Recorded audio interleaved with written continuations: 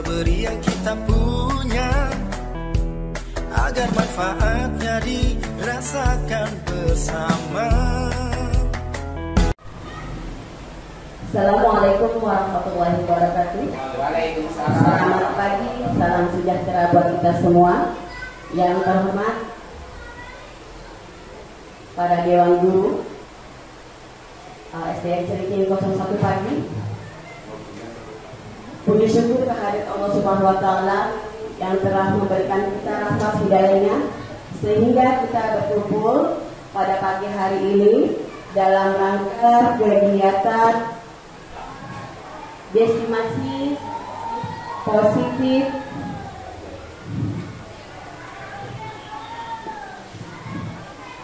destinasi budaya positif, yaitu persentase yang akan disampaikan oleh CGP angkatan 10 yang dibawakan oleh Ibu Nadiana Silotongan. Saya mempertanyaan diri selaku open moderator, izinkan saya menyampaikan urutan kegiatan pada pagi hari ini. Kegiatan hari ini akan dibukakan dengan doa yang akan disampaikan oleh Bapak Mukroni. Satu sambutan kepada Pak Mukroni, kepadanya kami persilakan.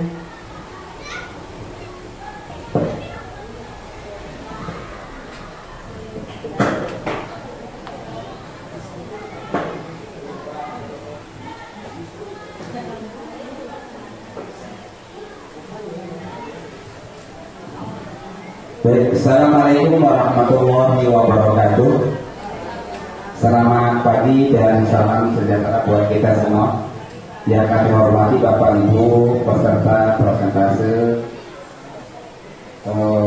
penyampaian oleh CGP teman kita, yakni Ibu Nadiana Silotongan yang akan menyampaikan tentang destinasi budaya positif. Kami tentunya berharap melalui kegiatan ini kita bisa mengambil manfaat dari apa yang akan kita sama-sama dengarkan oleh teman kita, yakni dalam rangka menciptakan kondisi di sekolah kita tentang budaya positif yang tentunya harus kita terapkan dalam kehidupan, baik di dalam kelas, di luar kelas, maupun tentunya berharap agar sekolah kita melalui presentasi ini bisa diambil manfaatnya. Yang paling utama kita menerapkan budaya positif kepada anak-anak kita di dalam kelas dan di sekolah.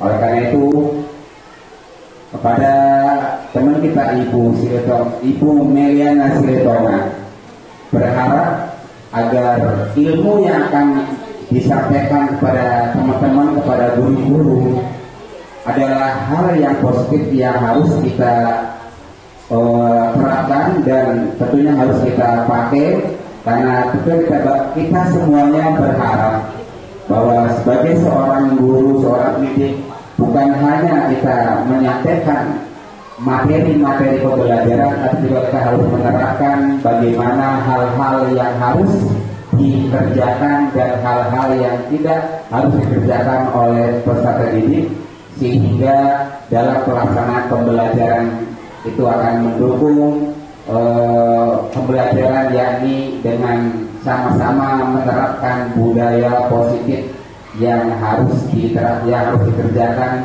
baik pada saat pembelajaran maupun pada saat di luar pembelajaran. Harapan kami mudah-mudahan kepada teman kita Ibu Nadiana Silotongan yang CGP angkatan 10 ini senantiasa bersemangat dan selamat. Semoga apa yang akan disampaikan nanti berguna buat sekolah kita dan tentunya berguna buat teman-teman baik di lingkungan SDN Celiking 01 pagi maupun di lingkungan sekolah-sekolah yang lain. Selamat kepada Ibu Nadiana Silotongan. Semoga apa yang akan disampaikan dalam paparan presentasi tentang destinasi budaya positif ini dapat terlaksana dengan baik. Selagi terima kasih atas kehadiran Bapak Ibu guru yang telah mengikuti kegiatan ini. Saya ucapkan selamat kepada Ibu Meliana untuk memberikan presentasinya. Sekian sambutan dari kami. Kurang lebihnya mohon maaf. Akhir kalam. Assalamualaikum warahmatullahi wabarakatuh.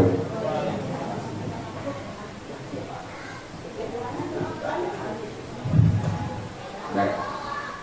Lanjut kami lanjutkan kepada Bapak Guru agar kegiatan pada pagi menjelang siang ini senantiasa mendapatkan limpahan berkah dari Tuhan Yang Maha Kuasa. Mari kita berdoa semoga Tuhan Yang Maha Kuasa memberikan pada kita peserta yang hadir pada siang hari ini agar kita diberikan manfaat dari apa yang akan kita terima dari presentase tentang diseminasi budaya positif. Mari kita berdoa pada Tuhan Yang Maha Kuasa. Astagfirullahaladzim, astagfirullahaladzim, astagfirullahaladzim. Allahumma sholli wa sallim ala Sayyidina Muhammad. Allahumma ighfir lana dzunubana wa liwalidina warhamhuma kama rabbayana shighara. Allahumma ighfir lil muslimina wal muslimat wal mu'minina wal mu'minat al ahya'i minhum wal amwat. Allahumma ftah alaina abwaabal khair, abwaabal barakah, abwaabal nikmah, abwaabal rizki, abwaabal sihah, abwaabal salamah, abwaabal jannah. Allahumma barik lana fima razaqtana. Allahumma barik lana fi dzurriyyatina. Allahumma barik lana fi talamidana. Allahumma barik lana fi hadhil madrasah. Allahumma barik lana fi hajatina. Allahumma barik lana fi du'aana. Rabbana taqabbal minna innaka antas samiul alim wa tub alaina innaka antat tawwabur rahim. Rabbana la tuzigh qulubana ba'da idh hadaitana wa hab lana min ladunka rahmah innaka antal wahhab. Rabbana atina fid dunya hasanah wa fil akhirati hasanah wa qina adzabannar. Wa sallallahu ala Muhammadin wa ala alihi wa sahbihi wa sallam walhamdulillahi rabbil alamin.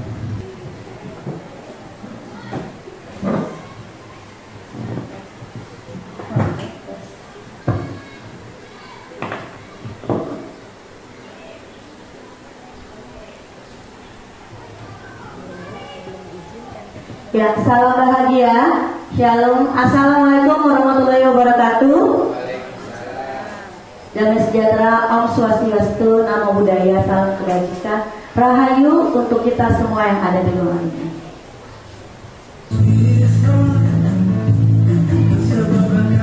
Ya, sebelumnya izinkan saya memperkenalkan diri.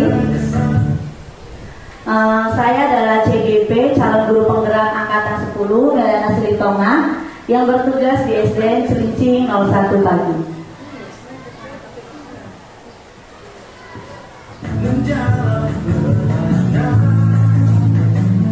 Ya, Bapak Ibu, hari ini saya ingin memaparkan tentang materi diseminasi budaya positif yang kebetulan memang tugas dari LMS, dari guru penggerak, calon guru penggerak angkatan 10, yaitu tentang diseminasi budaya positif.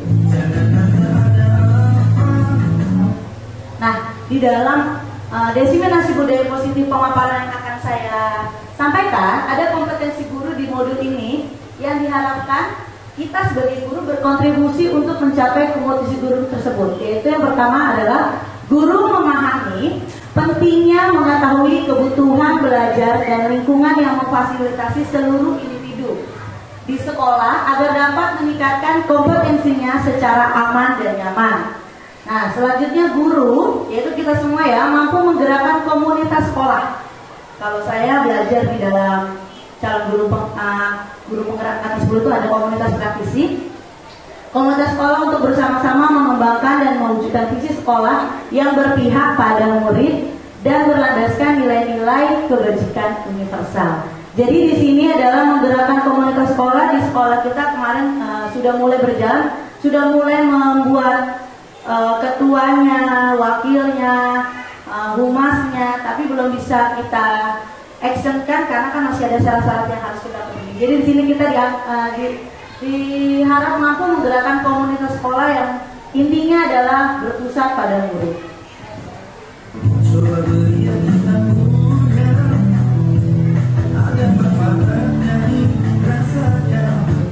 Ya, dalam kompetisi guru pasti ada capaian umum. Capaian umum yang ingin diwujudkan di sini ada 3. Yang pertama, memahami konsep pendidikan menurut Ki Hajar Dewantara yang dihubungkan dengan konsep budaya dan lingkungan positif di sekolah yang berpihak pada murid.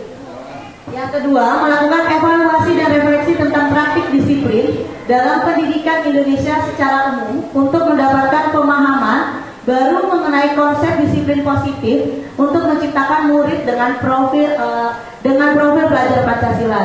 Dan capaian umum yang terakhir adalah memahami peran kita ya sebagai guru untuk membangun budaya positif dengan menerapkan konsep disiplin positif dalam berinteraksi dengan murid. Setelah capaian umum pasti ada capaian khusus ya Bapak Ibu. Capaian khusus di sini ada 4. Yang pertama, yang pasti saya mendemonstrasikan pemahaman guru mengenai konsep budaya positif yang di dalamnya terdapat konsep perubahan paradigma, stimulus, respon, dan teori kontrol. Kemudian ada 3 teori motivasi perilaku manusia, motivasi internal dan eksternal, 5 kebutuhan dasar manusia, keyakinan kelas, hukuman, dan penghargaan. Kemudian ada 5 posisi kontrol guru dan segitiga restitusi. Ini adalah yang akan kita bahas di sini, yang akan saya paparkan juga. Yang kedua, menerapkan strategi disiplin positif yang memerdekakan murid untuk menciptakan ekosistem sekolah aman dan berpihak pada anak. Yang ketiga, menyusun langkah-langkah dan strategi aksi nyata yang efektif dalam mewujudkan kolaborasi dengan seluruh pemangku kepentingan sekolah agar tercipta budaya positif yang dapat mengembangkan karakter murid. Dan yang terakhir, bersikap reflektif dan kritis terhadap budaya di sekolah dan senantiasa mengembangkannya sesuai kebutuhan sosial dan emosional murid. Nah, itu adalah capaian khususnya yang akan saya paparkan hari ini. Nah, sebelum kita masuk ke dalam modulnya ya Bapak Ibu, ada pertanyaan pemantik yang ingin saya tanyakan kepada Bapak Ibu semua. Menurut Bapak Ibu, ada 3 nih. Hukuman dapat mendisiplinkan anak, setuju atau tidak? Setuju. Pak Pramen, ada lagi? Bu Supri setuju. Ada lagi? Mungkin punya jawaban? Hukuman dapat mendisiplinkan anak? Kita di sini nggak nyari salah atau benar karena semua di sini kan punya pendapat masing-masing. Ada lagi selain Pak Promin dan Bu Supri? Miss Gosi bagaimana? Setuju tidak Miss? Miss tidak setuju. Ada lagi? It's okay ya Bu Baby? Ya, mungkin hukuman di sini bisa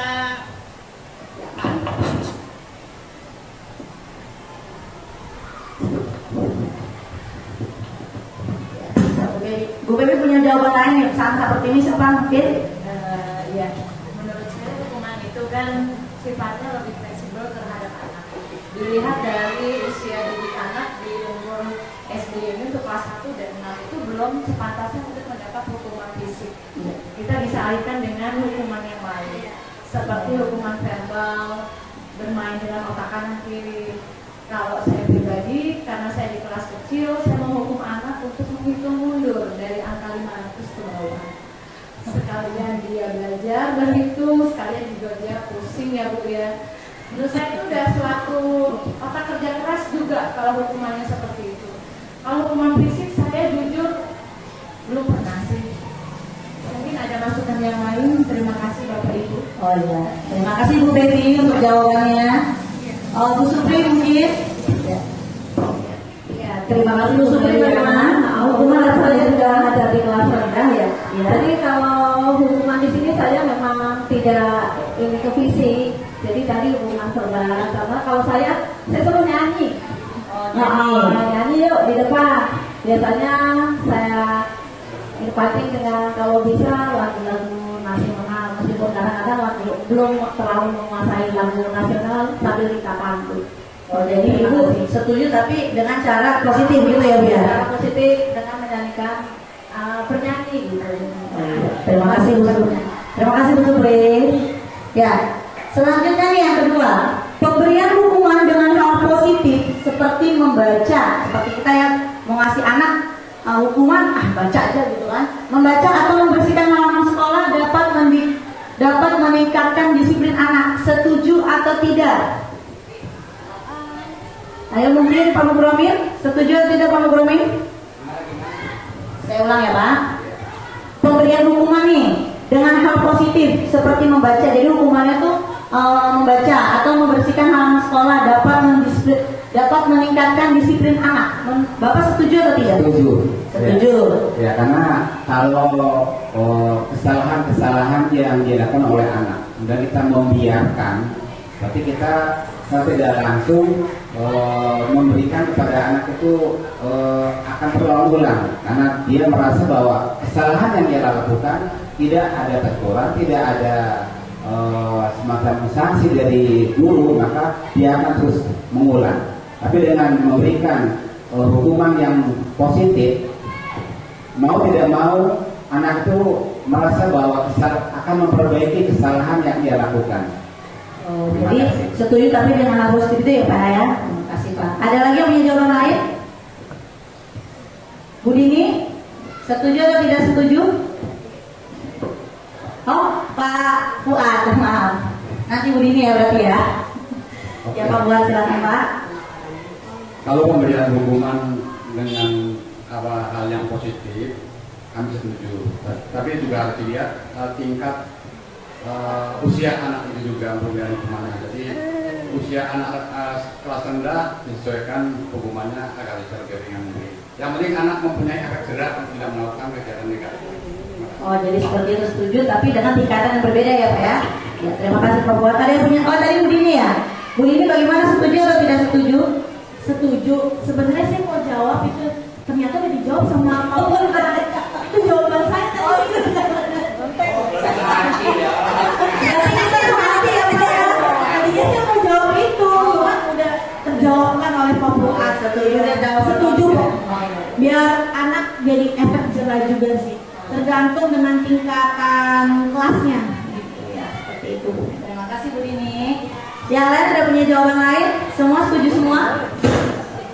Ya, terima kasih. Selanjutnya, memberi penghargaan dapat meningkatkan motivasi belajar anak. Penghargaan kan macam-macam ya, setiap kita guru ya. Menurut Bapak Ibu semua di sini, memberi penghargaan dapat meningkatkan motivasi belajar anak. Apakah setuju atau tidak setuju, Bu Sari? Setuju. Bu Sari, biar terlihat dulu cara yang cantik ini. Memberi penghargaan dapat meningkatkan motivasi belajar anak itu memang benar. Penghargaan itu bisa berupa pujian atau bisa berupa reward yang lain gitu. Ya, jadi kalau anak misalnya telah berbuat yang positif terus kita kasih pujian atau reward yang lain atau berupa benda atau apa, itu anak akan semakin meningkat. Oh, jadi Ibu setuju ya motivasi belajar anak diberikan penghargaan ya? Iya. Oh ya, dan tadi untuk yang hukuman positif saya nggak setuju. Oh iya, saya tidak setuju. Iya. Yang hukuman positif untuk mendisiplinkan. Kalau hukuman positif ya, tapi kalau hukuman salah dapat mendisiplinkan anak itu ya. Tidak setuju ya? Oke, baik. Terima kasih Bu Sari untuk jawabannya. Karena kita di sini semua berpendapat ya, bisa punya pendapat yang berbeda. Ada lagi selain Bu Sari? Penghargaan dapat meningkatkan motivasi belajar anak? Pak Yopi. Pak Yopi, menurut Pak Yopi apa? Meningkatkan motivasi belajar anak? Kalau menurut saya, memberi uang untuk anak-anak itu sangat penting ya, karena akan memberikan motivasi untuk yang lain. Contoh saya di sepak bola itu memberikan reward setiap sebulan sekali. Ya, itu ada 60 siswa yang saya pilih 6 pemain terbaik di setiap bulannya, dan itu akan memicu anak-anak yang lain. Jadi penting banget memberikan reward ke anak-anak. Jadi seperti itu. Jadi Pak Yopi setuju ya? Ya, terima kasih. Nah, ini keseruannya dari sini Bapak Ibu, dari pertanyaan pemantik ini kan ada yang setuju, ada yang tidak setuju. Nah, di materi ada 6 materi yang akan saya sampaikan nanti. Kita nanti akan terjawab dari modul yang saya belajar ya, dari modul di guru penggerak di modul 1.1 sampai dengan 1.4. Semua intinya tentang 3 pertanyaan ini.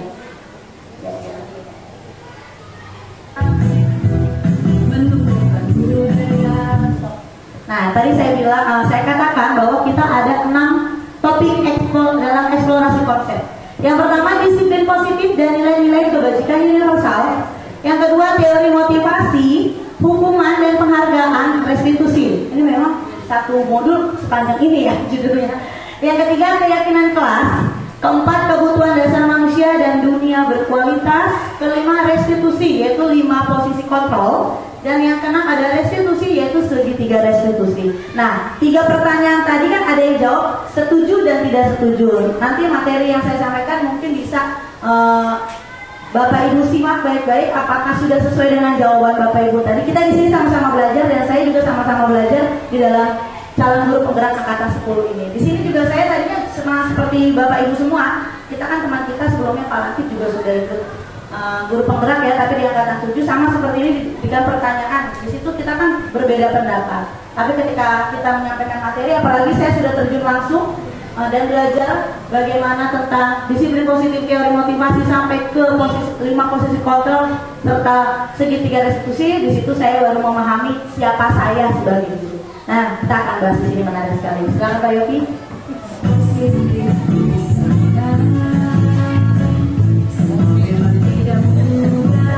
Oke, stop. Nah, yang pertama akan kita bahas eksplorasi konsep pembelajaran 2.1, yaitu disiplin positif dan nilai-nilai kebajikan universal. Sebelum kita masuk ke dalam materi, coba colek temennya di kiri atau di kanan, masih lanjut gitu. Coba Bapak Ibu supaya masih konsen dulu, masih lanjut. Masih lanjut. Masih lanjut. Iya, lanjut ayo ini. Stop. Nah, ini di sini. Tadinya perubahan paradigma. Di sini saya mau sambil berliterasi kita ya, tapi kita langsung terjun langsung. Bapak Ibu bisa mengepal tangannya seperti ini dulu, coba entah yang kanan atau yang kiri, suka-suka Bapak Ibu dah. Satu aja, jangan dua-duanya. Ya, kepal kayak gini. Bisa yang mengepal ya? Oke, udah. Saya cuma mau Bapak Ibu bisa nggak ngepal tangan Anda, turunin lagi. Ya. Ada A dan B. Nah, di sini ada ilustrasinya, tapi langsung saja saya mempraktekkan. Coba di sini kita berpasangan nggak? 1, 2, 3, 4, 5, 6, 7, 8, 9, 10, 11, nggak ada bisa pasangannya. Nggak ada pasangannya. Kasihan nggak ada pasangannya. Queen. Iya, Bapak Ibu pasangan aja ya, pasangan. Ayo coba, mana temennya udah dapat pasangannya belum? Nah, sekarang gini, siapa yang mau ngepal tangan? Siapa yang mau membujuk? Kira-kira nih, teman yang di kepala tangannya, misalnya seandainya di kepalanya, misalnya Bu Sari nih contohnya, Bu Sari misalnya yang ngepal ya, contoh, tak tergerak. Bu Sari, apa? Ada sesuatu yang berharga di sini, entah cita-cita, entah harapan, entah itu barang berharga, emas, berlian, atau seandainya. Tapi jangan diberitahu dulu, pokoknya yang berharga di dalam hidup Bapak Ibu di kepala. Yang satu temannya membujuk supaya dibuka, kebuka nggak? Kira-kira dibujuk, dikelilingi, dibujuk, dirayu, apa ntar saya kasih kamu ini coklat atau saya kasih nanti penilaian analisis saya ngerjain deh. Kira-kira dibuka nggak sama temannya? Tapi temannya ini kan sesuatu yang berharga. Nanti di akhir baru diberitahu kenapa tidak membuka dan apa yang berharga itu yang di kepala. Atau ada mungkin yang membuka nanti. Ya coba ya sekarang yuk. Siapa yang mau ngepal, siapa yang mau rayu? Ini kenapa ngepal dulu? Ini kenapa ngepal dulu? Ayo pokoknya mau suruh siapa yang ngepal siapa yang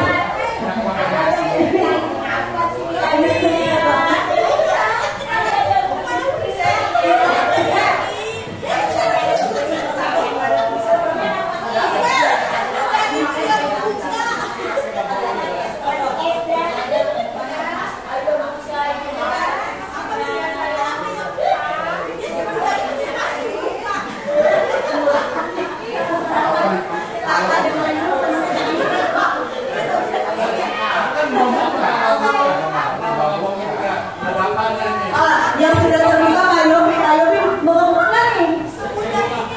Semudah itu dikasih Pak Yopi. Coba yang lain masih merayu, masih gak mau bertahan, harus gosip dengan rayuannya pada dia. Bu Mal ini dengan konsen banget kepada Bu Baby.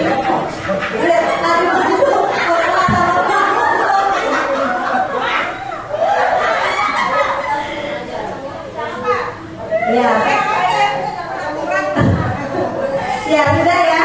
Sekarang saya mau tanya, yang masih bertahan dengan kepalanya siapa? Oh, Pak Muromin. Siapa lagi yang masih bertahan? Bu Supri. Oh, ini Bu Dia, Bu Supri. Bu Sari. Bu Sari jadi buka nggak?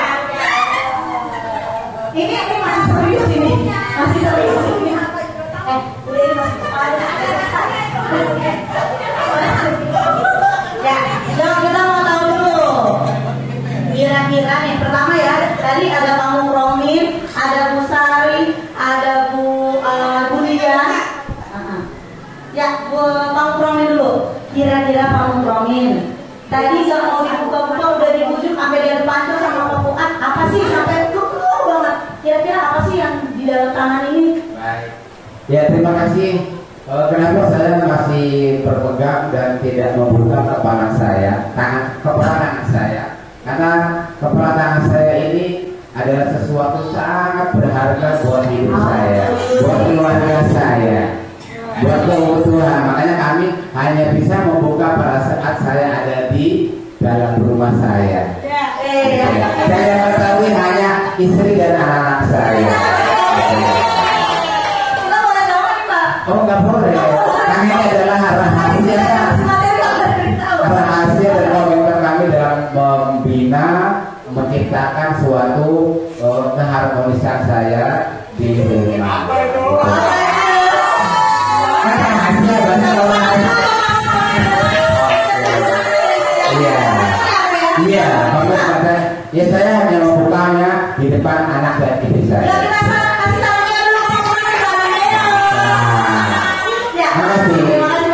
Selanjutnya ada lagi nih, Bu Dia sampai dirayu dikasih tuh mau digosi nggak mau membuka. Saya penasaran, apa sih Bu Dia yang dipukul dan nggak mau dibuka sampai Miss Gosi tadi tuh merayunya dengan penuh gombalan. Apa Bu Dia yang dipukul? Apa cuma ngomong doang?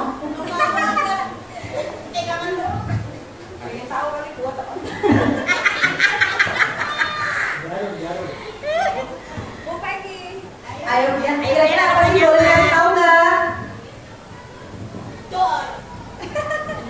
Tadi saya sudah merayu. Apa yang ada di dalam kepalamu? Kepala. Kamu bersikeras untuk tidak membuka. Ada apa gerangan di dalam kepalamu? Katanya klunya benda. Oh, klunya benda. Tapi nggak tahu benda apa. Emas, apa emas? Kira-kira kok sebetulnya Sesuatu barang yang berharga. oh sesuatu barang yang berharga. Tetap kamu kasih tahu. Oh, punya komitmen juga buat Bu Dia. Tepuk tangan buat Bu Dia. Saya Bu Dia. Nah, saya mau memberikan nih, ini yang langsung cepat membuka. Kenapa sih langsung cepat membuka? Ayo dari Bu Dia. Apa sih yang di kepala? Cepat banget dibuka, langsung ini dibuka. Ya, jadi gini, kenapa saya cepat dibuka? Karena saya jangan dulu. Ya, yang pertama komitmen sebagai laki-laki itu nggak boleh berkeras dengan perempuan. Jadi kita harus mengalah dengan perempuan. Kecuali kalau contoh di sebelah kanan saya laki-laki, mungkin saya akan kepal itu nggak bakal terbuka.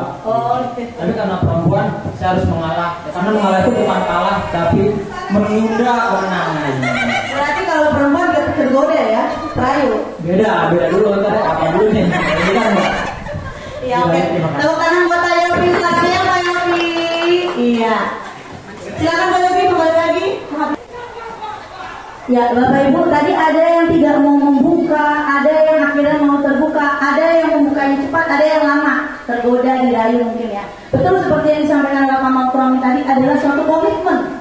Ya pasti seperti kita kan pernah waktu kecil kan punya benda kesayangan mungkin ya, gak mau diberikan kepada siapapun, disimpan, nanti sampai kita marah kalau benda itu mungkin hilang gitu ya. Itu seperti itu. Bisa suatu benda, bisa itu orang yang terkasihi ya, tersayang seperti Pak Muromin sampai akhir nggak dikasih tahu tapi tetap dikepal bahwa Pak Muromin ternyata mempunyai komitmen yang sangat tinggi ya. Selanjutnya adalah perubahan paradigma. Ada teori kontrol atau teori pilihan, ilusi kontrol. Ada 4. Yang pertama, ilusi guru mengontrol murid.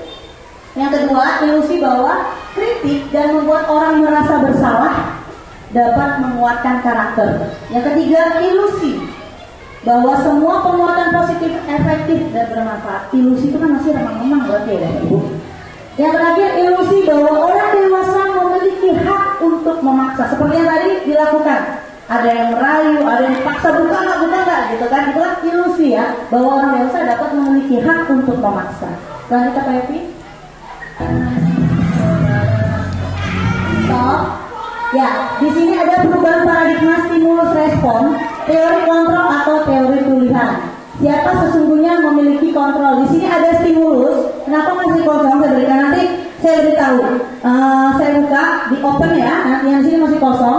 Yang di sini adalah teori kontrol atau pilihan. Inilah yang kita pelajari. Kita berusaha memahami pandangan orang lain tentang dunia. Ada yang namanya semua perilaku memiliki tujuan. Hanya Anda yang bisa mengontrol diri Anda. Apakah betul? Kolaborasi dan konsensus menciptakan pilihan-pilihan baru. Model berpikir menang-menang. Ini semua ada di materi teori kontrol. Selanjutnya Pak Yogi, bagaimana dengan stimulus respon menjadi Nah, selama ini kita melaksanakan yang mana nih Bapak Ibu? Apakah kita masih di stimulus respon atau kita sudah mulai di teori kontrol atau pilihan? Contoh, kita mencoba mengubah orang agar berpandangan sama dengan kita. Misalnya nih Bu Anna, ini merah, tapi Bu Supri bilang ini kuning, misalnya. Terus yang ini misalnya biru, Bu Supri bilang ini hijau, tapi Bu Anna ngomong ini biru, gitu. Nah, biasanya ada penekanan kalau kita mencoba orang berpandangan sama dengan kita ya. Tapi di teori kontrol ternyata kita berusaha memahami pandangan orang lain tentang dunia. Misalnya, contohnya Bu Anna bilang langit itu warnanya biru. Terus Bu Supri nanti biru yang mana? Biru kan macam-macam. Nah, Bu Anna mulai memahami pandangannya si Bu Supri. Bukan biru laut Bu, kalau biru seperti ini. Misalnya biru yang ada, ya Bu Anna mulai mengajak Bu Supri misalnya keluar gitu. Bu Anna mulai memiliki pandangan. Akhirnya Bu Supri juga berusaha memahami pandangan tentang Bu Anna gitu. Selanjutnya, perilaku buruk dilihat sebagai suatu kesalahan kalau di dalam stimulus respon. Tetapi ternyata di teori kontrol semua perilaku memiliki tujuan. Kadang ada yang dianggap orang buruk.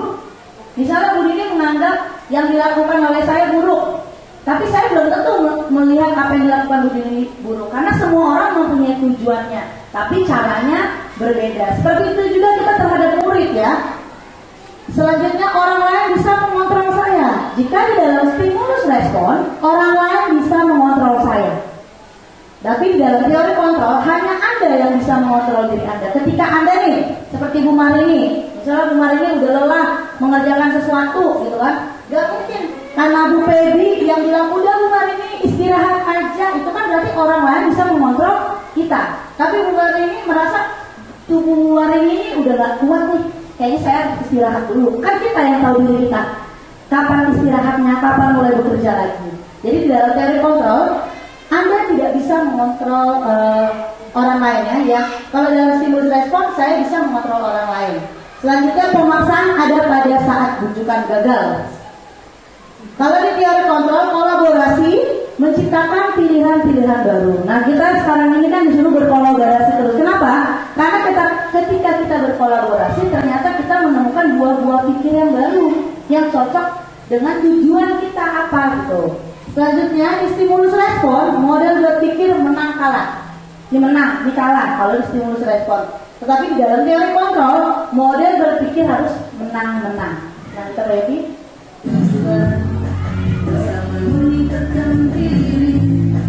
Ya, stop. Nah, di sini panjang banget ya Bapak Ibu ya. Inilah sebenarnya peta konsepnya. Ini peta konsep disiplin positif tentang teori kontrol atau pilihan dari Dr. William Glasser. Di sini Anda tidak bisa mengontrol orang lain, hanya Anda yang bisa mengontrol diri Anda. Maka di sini ada makna disiplinnya. belajar kontrol diri dengan menggali potensi kita agar tercapai tujuan mulia, yaitu sesuatu yang menjadi seseorang yang kita inginkan berdasarkan nilai-nilai yang kita hargai.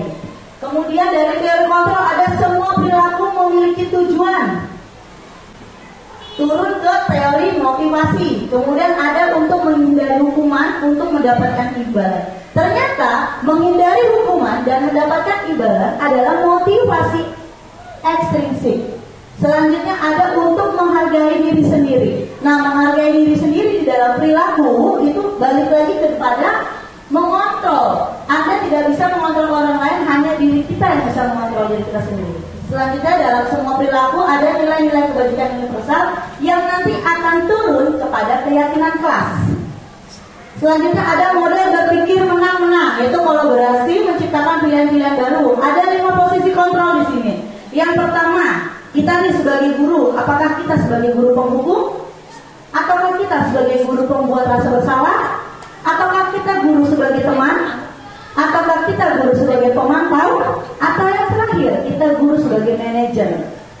Nah, setelah dari 5 posisi kontrol ini, barulah merujuk kepada segitiga restitusi. Di dalam segitiga restitusi ini, saat kita melaksanakannya, ada 3 di dalamnya, yaitu menstabilkan identitas, validasi kebutuhan, dan menanyakan keyakinan.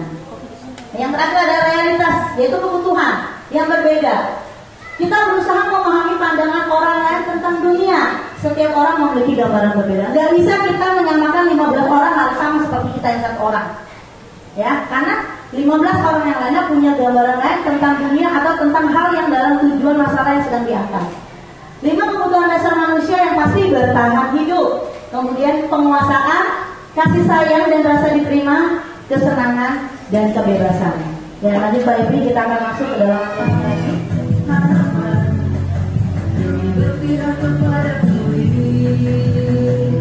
stop. Apakah makna disiplin? Ternyata kata disiplin itu berasal dari bahasa Latin yang artinya adalah belajar. Makna asal dari kata ini berkonotasi dengan disiplin diri dari murid, yaitu Socrates dan Plato. Disiplin diri membuat orang menggali potensinya menuju sebuah tujuan. Jadi disiplin diri itu menggali potensi kita menuju sebuah tujuan apa yang dihargai. Selanjutnya, namun dalam budaya kita nih, bangsa Indonesia, bangsa Asia, makna kata disiplin telah berubah menjadi sesuatu yang dilakukan seseorang pada orang lain untuk mendapatkan kepatuhan. Kecenderungan umum adalah menghubungkan kata disiplin dengan ketidaknyamanan, bukan dengan apa yang kita hargai atau pencapaian suatu tujuan juga. Misalnya gini, orang Asia sudah terbiasa disiplin itu seperti beban atau tanggung jawab atau peraturan. Supaya apa katanya? Untuk mendapatkan kepatuhan, kecenderungan umum. Padahal disiplin dalam bahasa Latin apa tadi Bapak Ibu? Belajar artinya, yaitu disiplina. Maknanya itu disiplin diri itu membuat potensi menuju sebuah tujuan apa yang dihargai. Tapi bangsa kita ini sudah terbiasa dengan disiplin itu harus patuh, cenderung umum, hubungan kita dan kita merasa tidak nyaman. Bukan karena kita merasa dihargai atau pencapaian suatu tujuan mulia. Selanjutnya Pak Evi. Oke, stop. Kita nilai-nilai kebajikan universal. Kita masuk ke dalam materi nilai-nilai kebajikan universal. Nilai-nilai kebajikan adalah sifat-sifat positif manusia yang merupakan tujuan mulia yang ingin dicapai setiap individu, setiap orang. Nilai-nilai tersebut yang bersifat universal dan lintas bahasa, suku bangsa, agama maupun latar belakang, ya. Dari setiap perilaku atau perbuatan memiliki satu tujuan menurut Dr. William Glasser dalam teori kontrol, ya, di tahun 84, dan dikaitkan dengan nilai kebajikan yang diyakini seseorang, maka motivasi intrinsiknya akan terbangun sehingga menggerakkan motivasi dari dalam untuk mencapai tujuan yang mulia, yakni menurut Dian Gosen. Selanjutnya nilai-nilai kebajikan yang ingin dicapai oleh setiap anak di Indonesia, yaitu seperti yang sudah terjadi sekarang ini, yaitu kurikulum merdeka, ya, bahwa profil pelajar Pancasila, yaitu apa saja? Beriman bertakwa kepada Tuhan Yang Maha Esa dan berhak mulia, mandiri, ya betul Bu ini, bernalar kritis, berkebinekaan global, bergotong royong, kreatif. Ada 6. Nah, nilai-nilai kebajikan inilah yang ingin kita supaya anak-anak mencapai nilai-nilai kebajikan tersebut tertuang di dalam profil pelajar Pancasila. Lanjut Pak Yopi.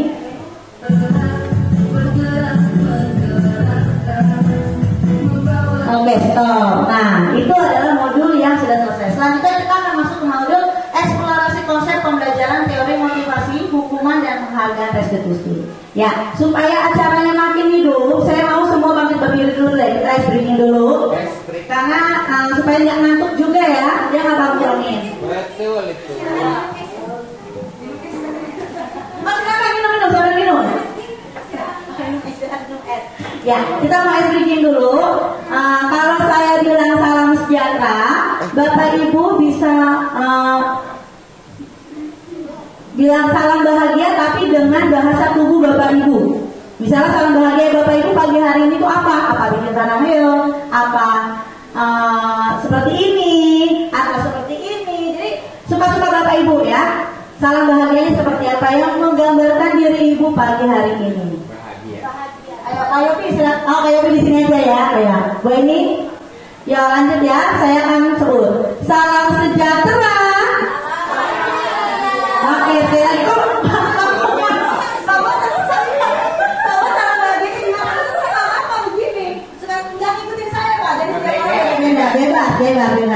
Salam sejahtera. Iya, tepuk tangan untuk kita semua. Terima kasih, silakan duduk kembali. Ya, udah kita masuk lagi karena kita materinya masih banyak. Selanjutnya adalah eksplorasi konsep ya, pembelajaran teori motivasi ya. Lanjut Pak Yopi, berhubungan dengan penghargaan restitusi.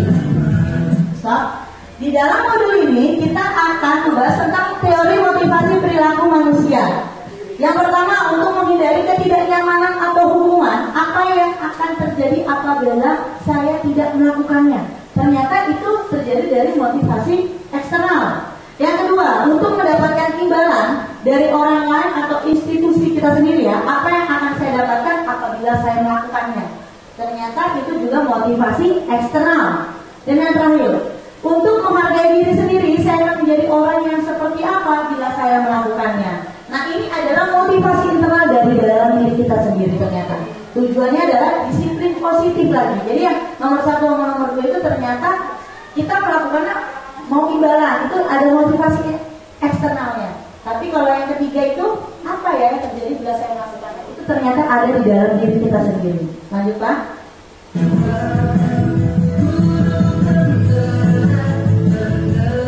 Oh ya, ada yang masih ingat ini siapa wajahnya kelihatan nggak? Yang di situ kelihatan ya, kakek siapa itu ya?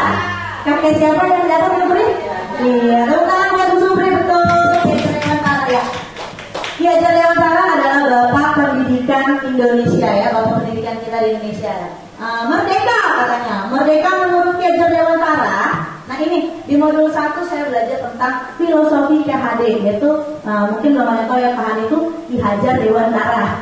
Merdeka itu artinya tidak hanya terlepas dari perintah, akan tetapi juga cakap buat memerintah diri sendiri. Konsep ini ada di dalam pemikiran konsepsi Ki Hajar Dewantara ya, ada di bukunya juga di pada halaman 469.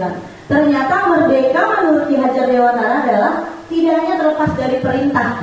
Kadang-kadang orang bilang merdeka, ternyata dia belum merdeka. Tetapi juga cakap untuk memerintah dirinya sendiri. Lanjut Pak Eki.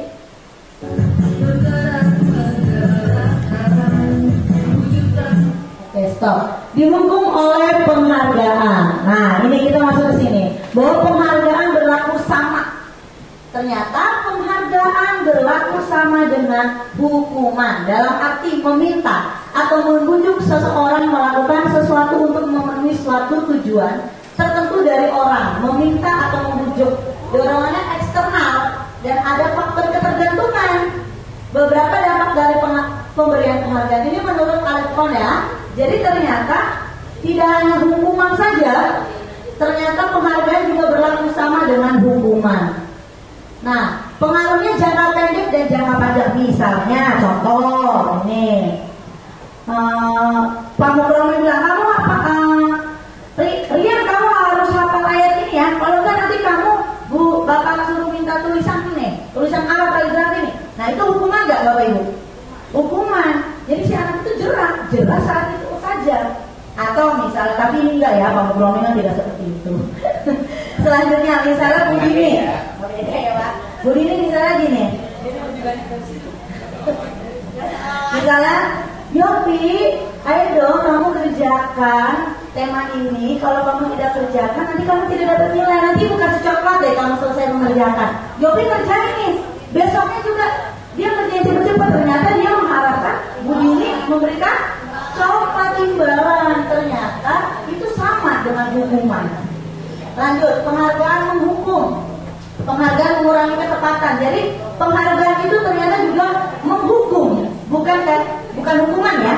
Tapi penghargaan itu ternyata juga menghukum. Penghargaan mengurangi ketepatan. Dia ingin cepat-cepat ngerjainnya si Yopi nih supaya dapat coklat dari sini nih. Yang penting kerjain misalnya. Atau penghargaan itu tidak efektif. Jadi ternyata tidak semua penghargaan atau reward itu adalah baik untuk murid kita sendiri. Karena jangkanya tadi yang dibilang, jangkanya pendek atau jangka panjang. Dia melakukannya bukan karena dari dirinya, tapi tadi motivasi eksternal. Seperti yang Miss Bos bilang tadi ya, ada dia tidak setuju dari ketiga pertanyaan tadi yang di awal. Penghargaan merusak hubungan. Contoh, Bu Dini kehabisan coklat. Dia tidak bisa memberikan anak muridnya Yopi coklat saat itu. Kebetulan Yopi betul semua. Yopi menharap dong, kan sudah terbiasa kan 1 hari 2 hari diberikan coklat.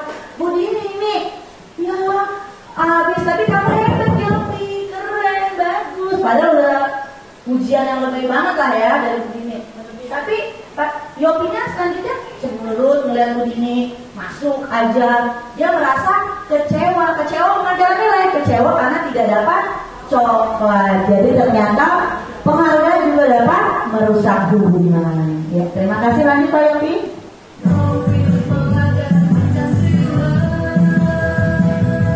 Selanjutnya dihukum oleh penghargaan. Jadi penghargaan menurunkan kualitas. Dia pengen cepat aja. Oh nanti ada penghargaan, nanti dapat reward nih dari perusahaan, misalnya dapat bintang. Yang penting selesai, nggak tahu dengarnya kayak gimana. Atau dia pengen selesai dengan caranya benar semua, dapat bintang dari gurunya. Oh akhirnya dia nyontek sama temennya. Akhirnya merusak kualitas si anak gak? Merusak kualitas diri si anak tersebut. Penghargaan mematikan kreativitas. Tadi sama, dia ingin cepat, dia ingin betul semua. Dia maju, mungkin gurunya bilang, oh kamu kurang tepat. Tapi dia mundur lagi, dia berjalan aja. Akhirnya dia nyontek sama temennya. Atau dia meniru punya temennya, bukan kreativitasnya sendiri. Penghargaan mengurangi motivasi intrinsik. Itu motivasi dari dalam. Kita kan mau, kadang-kadang yang sebenarnya itu adalah motivasi dari dalam diri kita lah yang dapat mengembangkan kreativitas kita sendiri. Tadi Pak Yopi.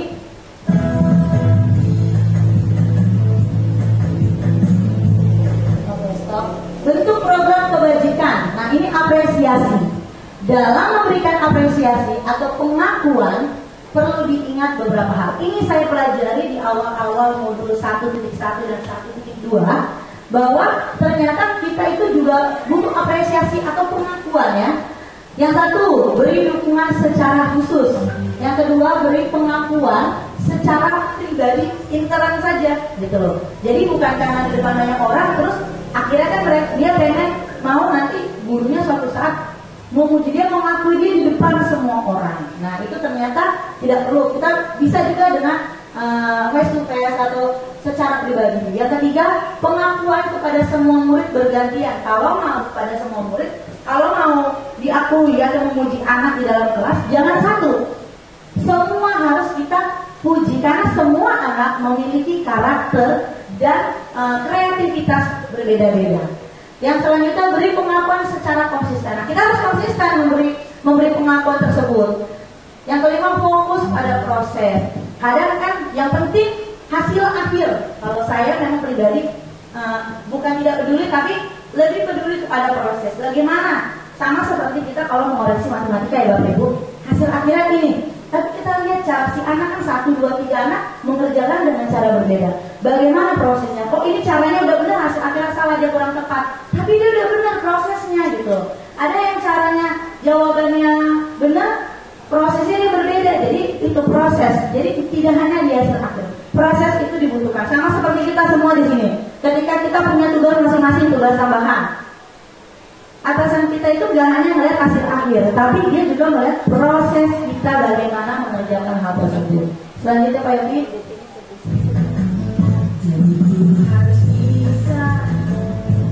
Ya, selanjutnya contoh nih pengakuan atau apresiasi kebajikan. Pembuka, kemarin saya diperhatikan, nilai kebajikannya ada rasa empati yang besar sekali.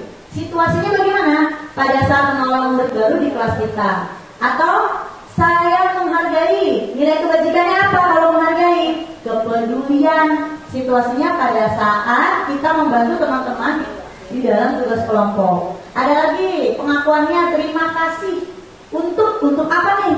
Biasakan ya kalau orang Asia kan memang terbiasa ya untuk mengucapkan kata terima kasih kalau diminta bantuan ya. Kemudian nilai kebajikannya rasa tanggung jawab. Situasinya pada saat kita memungut kertas-kertas yang berserakan di lantai. Misalnya contohnya kita pungut nih sama-sama kertas di lantai. Terus ada temanmu juga yang memungut membantu. Kita kan pasti bilang terima kasih. Nah kalau di Cilincing 1 sudah terbiasa dengan budaya apa Miss Gusti? Tomat ya. Tolong, maaf, dan terima kasih. Jadi apa tadi? Tolong, maaf, terima kasih. Selanjutnya Pak Yopi.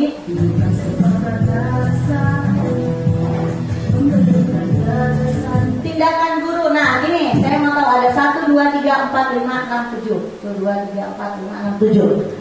Menurut Bapak Ibu yang ganteng-ganteng dan cantik-cantik, mencatat 100 kali di dalam buku kalimat.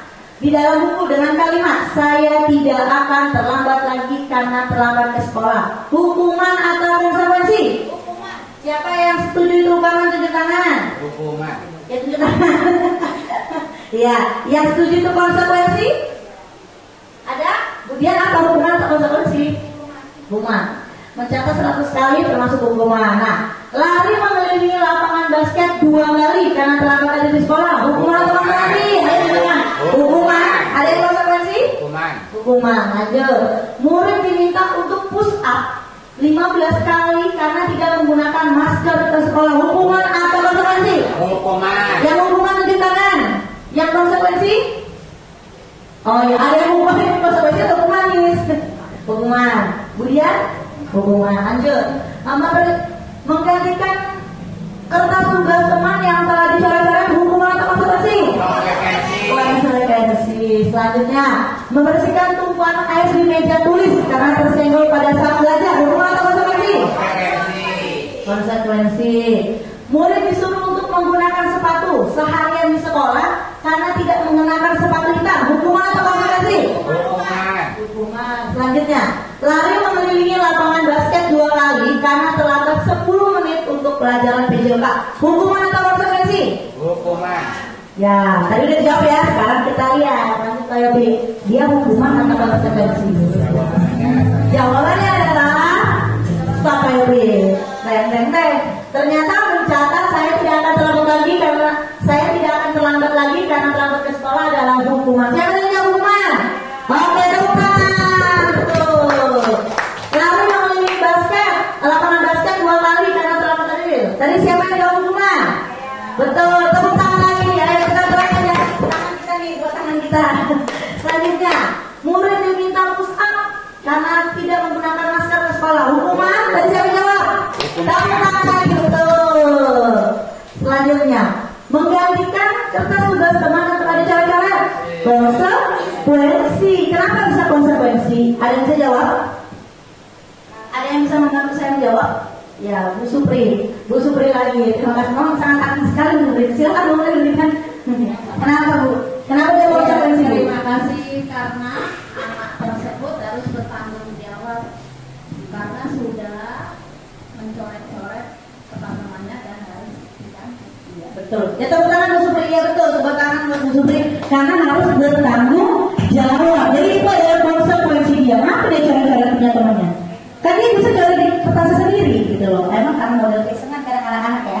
Ya konsekuensi dia. Nah ternyata membersihkan tumpahan air itu juga adalah konsekuensi. Siapa yang bisa membantu saya menjawab kenapa itu konsekuensi?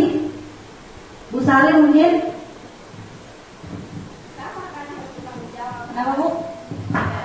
Ya karena anak tersebut harus bertanggung jawab atas apa yang telah dia lakukan. Iya betul. Karena dia belum walaupun dia sengaja atau tidak sengaja dia bertanggung jawab ya Bu untuk membersihkannya. Betul. Terima kasih Bu Sari. Selanjutnya tadi lari mengelilingi lapangan basket 2 kali karena terlambat. Ini ya saya membahas yang jawabannya menurut Bapak Ibu beda ya. 2 kali karena terlambat 10 menit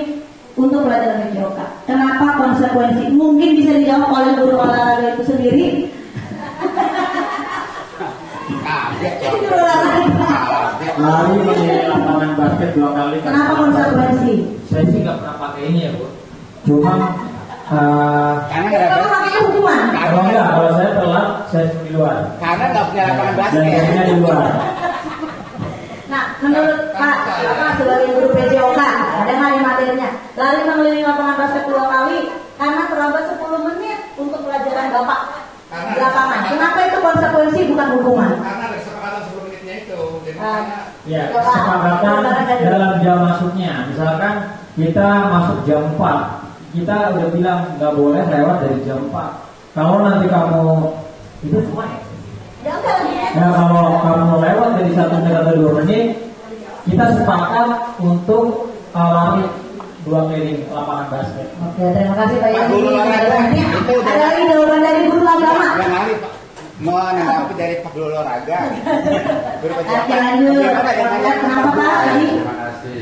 Karena di sini juga ada kesepakatan bersama bahwa siapa saja yang terlambat akan diberi konsekuensi untuk lari lapangan 2 kali.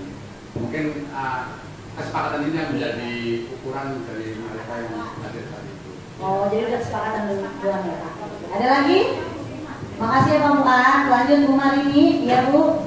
Kenapa Bu? Oke, Konsekuensi. kebetulan ini kayaknya menarik sekali ya, antara hukuman dan konsekuensi. Lari mengelilingi lapangan basket 2 kali karena terlambat 10 menit untuk pelajaran PJOK. Di sini kan ada pelajaran PJOK. PJOK kita tahu sendiri adalah pelajaran olahraga. Nah, kenapa ini bisa jadi konsekuensi? Karena anak tersebut bukan dihukum, tapi karena dia telat. Di olahraga biasanya kita ada pemanasan. Pemanasan itu kan berhubungan dengan lari, ya. Jadi itu karena dia telat, teman-temannya kan udah masuk ke pelajaran tersebut, dia telat. Ya udah dia lari sendiri, pemanasan sendiri. Jadi, makanya dikatakan itu adalah konsekuensi karena di pelajaran PJOK memang kalau untuk pemanasan itu adalah lari. Jadi itu bukan hukuman, tapi konsekuensinya kamu telat berarti kamu lari sendiri. Gitu, untuk mengenai lapangan. Nah itu termasuk pemanasan sebelum masuk ke materi pelajaran PJOK. Itu dari saya. Terima kasih Bu Marini. Oh ya, ada lagi. Barangkali menanggapi dari Yang menanggapi. Terima kasih Bu Marini. Bu Marini.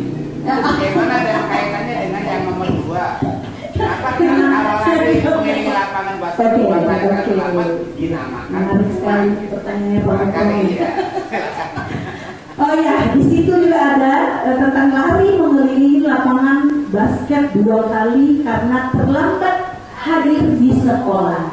Ya, kenapa termasuk hukuman? Karena belajar di sekolah itu bukan lari, tapi belajar di dalam kelas. Ya, ini kan tadi kenapa yang dibawa konsekuensi karena ada pelajaran PJOK-nya. Kalau yang di situ yang nomor 2 bukan pelajaran PJOK tapi terlambat hadir di sekolah. Terlambat hadir di sekolah adalah suatu peraturan dari sekolah ya. Kalau misalnya anak itu telat, mungkin ada konsekuensi yang harus dilakukan oleh anak tersebut untuk menciptakan disiplin waktu gitu ya. Jadi kalau untuk mengelilingi lapangan itu udah beda jalur. Berarti dia harusnya belajar di kelas, tapi dia disuruh keliling lapangan sebanyak 2 kali. Dia sudah ketertinggalan pelajaran di dalam kelas. Yang kedua, fisiknya kita suruh lari padahal dia bukan pelajaran PJOK. Nah itu termasuk hukuman. Itu bedanya dengan yang terakhir. Ya Bapak? Terima kasih. Iya. Sama-sama. Terima kasih Bu Marini. Ya, saya temani lagi kembali ya jawabannya. Betul yang dijawab oleh Pak Fuad, Bu Marini dan Pak Yopi tadi walaupun itu kurang konsisten dari jawabannya ya. Ya. Kenapa sih mengelilingi? Tadi saya mau menjelaskan tapi Bu Marini sudah tepat sekali penjelasannya bahwa ada kata-kata PJOK. Sebelum belajar PJOK, kita PJOK itu belajarnya itu ada 2 tempat, di kelas dan di lapangan. Di kelas untuk materi, di lapangan untuk yang fisiknya ya Pak Yopi. Sebelum melakukan praktek fisiknya itu harus ada pemanasan. Ketika dia terlambat, teman-temannya kan sudah pemanasan. Nah dia harus pemanasan sendiri. Mungkin dia malu, tapi itu udah konsekuensi. Sebelumnya inilah akan ada yang namanya kesepakatan kelas sebelumnya. Jadi kesepakatan kelas itu nggak hanya terjadi kalau di SD di wali kelas sendiri, dengan guru bidang studi pun bisa. Kenapa tadi Pak Muhammad pertanyaannya terlambat ke sekolah kok hukuman dari lapangan basket? Ya tadi jawabannya karena bukan pelajaran PJOK, apakah dia sedang pelajaran agama ataukah dia sedang pelajaran kita sendiri. Ketika anak sudah di kelas materinya sudah di halaman 4, itu anak halaman 1 dulu karena dia harus lari. Anak-anak itu terlambat itu Bapak Ibu kadang-kadang kita tidak tahu apa masalah dia di rumah, atau nggak punya masalah tapi di jalan mungkin apa angkotnya atau kendaraan yang dinaiki kehabisan bensin sehingga dia dapat kelar. Kita kan nggak tahu ya apa yang terjadi selama proses dia dari rumah sampai ke sekolah sehingga dia terlambat tadi. Jadi itu memang benar hukuman kalau dibawa konsekuensi. Ya, terima kasih untuk jawabannya yang sangat baik dan bagus. Ya lanjut Pak Yapi.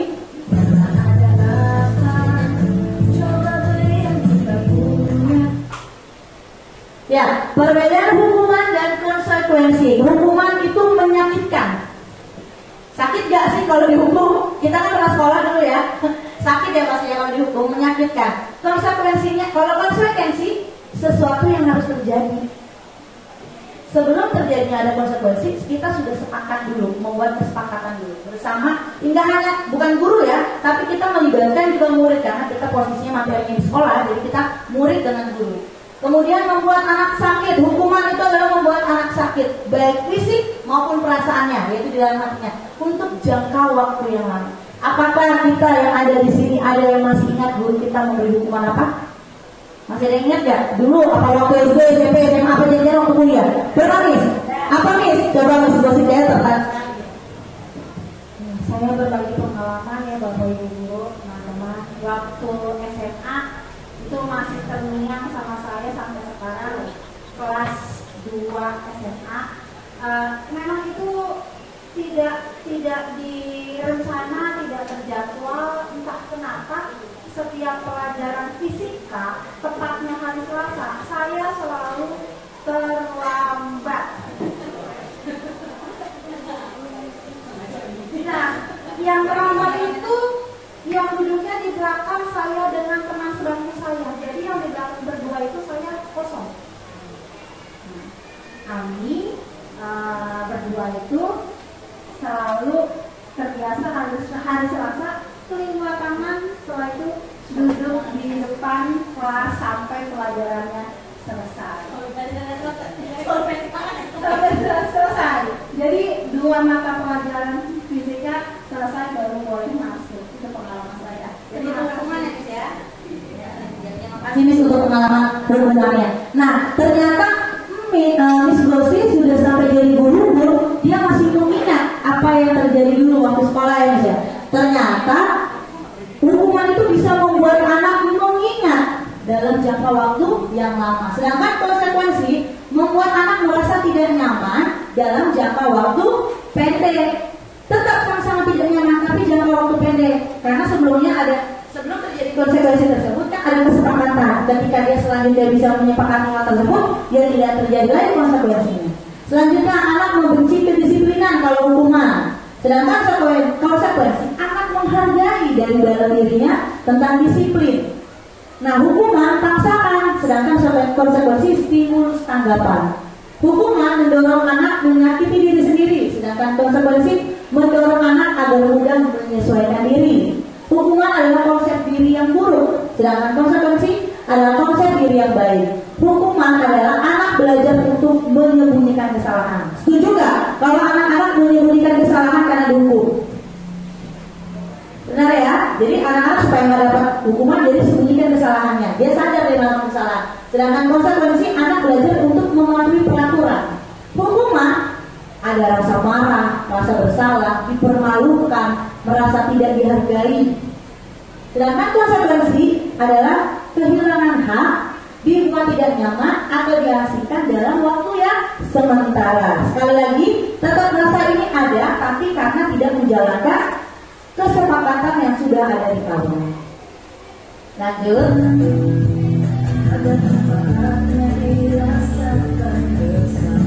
Nah, ada yang namanya identitas sukses, identitas gagal. Di sini jika identitas gagal adalah yang namanya hukuman, tapi identitas sukses adalah disiplin. Disiplin itu terbagi lagi menjadi konsekuensi dan restitusi. Nah, ini akan kita bahas nanti. Kita akan bahas bersama.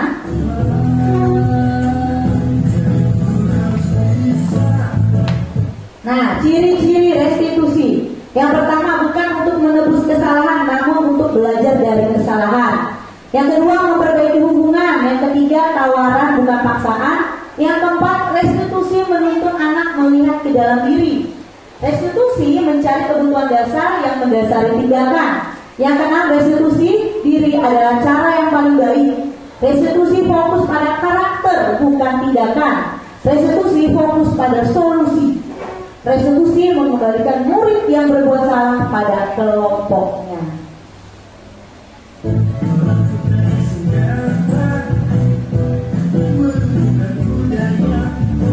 Ya, selanjutnya kita akan masuk ke dalam materi eksplorasi konsep pembelajaran 3 keyakinan kelas. Mengapa tidak peraturan saja? Mengapa harus keyakinan kelas? Nah, ini kan pasti ada. Untuk mendukung motivasi intrinsik, kembali ke nilai-nilai atau keyakinan-keyakinan yang lebih menggerakkan seseorang dibandingkan mengikuti serangkaian peraturan-peraturan. Contoh, mengapa kita memiliki peraturan harus menggunakan helm bila mengendarai kendaraan roda 2? Kenapa kira-kira, Bapak Ibu? Yang suka pakai motor, kenapa sih kita harus pakai helm? Kalau jatuh, takut kepalanya dalam duluan ya Bu ya, betul. Mengapa kita memiliki peraturan 3M saat zaman COVID ya, menggunakan masker, mencuci tangan, dan menjaga jarak 1,5 meter? Karena zaman itu sedang pandemi COVID, peraturannya seperti itu. Supaya kita tidak terinfeksi bakteri atau virus COVID. Yang ketiga, mengapa kita memiliki peraturan yang harus datang tepat waktu pada saat mengikuti pelatihan? Disiplin, supaya tidak mengganggu juga jalannya pelatihan dan kita tidak ketinggalan materi-materi di dalam pelatihan. Nah, di dalam sini ada yang namanya budaya positif. Ini besar ya Bu. Dari budaya positif ke lingkungan positif. Dari lingkungan positif ke keyakinan kelas. Dari keyakinan kelas barulah terjadi peraturan kelas. Nah, ini terjadi setelah terjadi keyakinan kelas atau kita membuat kesepakatan kelas. Nanti kita akan simak bersama-sama. Nah, ini adalah contoh dari kesepakatan kelas. Ini saya berikan contoh posternya ya, kesepakatan kelas. Kami guru dan murid saling menyayangi, boleh, itu kan kesepakatan. Kesepakatan terjadi antara murid dengan guru di dalam kelas. Kami murid yang semangat belajar, kami murid yang peduli dengan teman, atau kesepakatan kelas bisa datang tepat waktu, mengucapkan salam, menjaga kebersihan sekolah. Ketika tidak dilaksanakan menjaga kebersihan sekolah, yang terjadi adalah konsekuensi. Konsekuensinya apa? Kalau tidak menjaga kebersihan sekolah, oh berarti kamu harus pikat lagi nanti pulang sekolah atau di jam istirahat. Itu konsekuensinya. Karena kita sudah sepakati di dalam kelas. Nah, kegiatan pendalaman keyakinan kelas ini ada hormat, bekerja, diterima, dan dimiliki.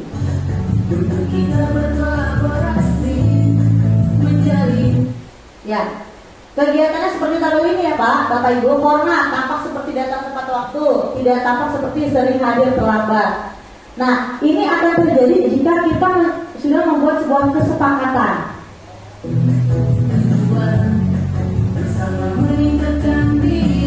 Nah, sekali lagi nih, ada lagi. Selalu kembalikan buku ke tempatnya. Kita masuk ke dalam materi keyakinan kelas. Selalu kembalikan buku ke tempatnya. Keyakinan kelas atau tidak menurut Bapak Ibu, dilarang mengganggu orang lain, hadir di sekolah 15 menit sebelum pembelajaran dimulai. Nah, kita lihat ya. Nah, selalu kembalikan buku ke tempatnya. Di dalam keyakinan kelas ternyata bentuk tanggung jawab. Dilarang mengganggu orang lain, ternyata keyakinan kelasnya adalah menghormati orang lain.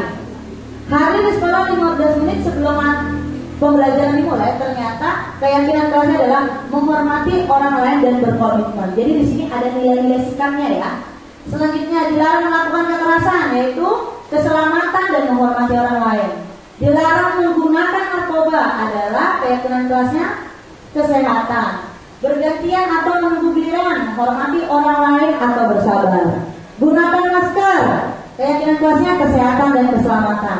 Jangan berlari di kelas atau di koridor. Ternyata keyakinan kelasnya nilai keselamatan dan keamanan.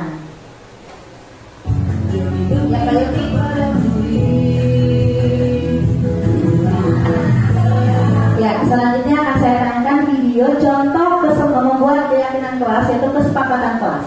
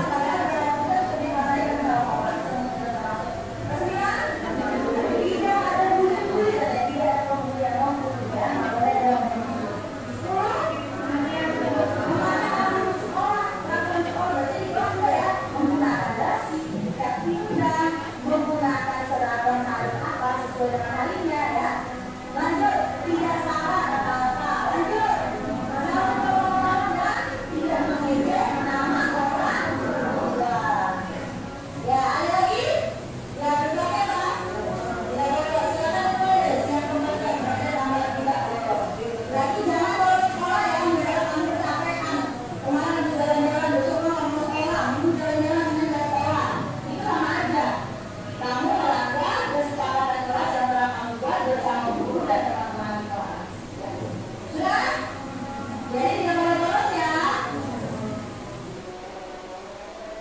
Ya, seperti ini. Setelah dibuat kesepakatan kelas, tadi bisa dipajang di mading kelas ya. Jadi di sekolah kan punya mading, di kelas juga ada madingnya. Sekreativitas guru tersebut. Ya, selanjutnya adalah eksplorasi konsep pembelajaran 4 kebutuhan dasar manusia dan dunia berkualitas. Kita revisi sebentar ya, sudah mati. Ya, sudah lanjut.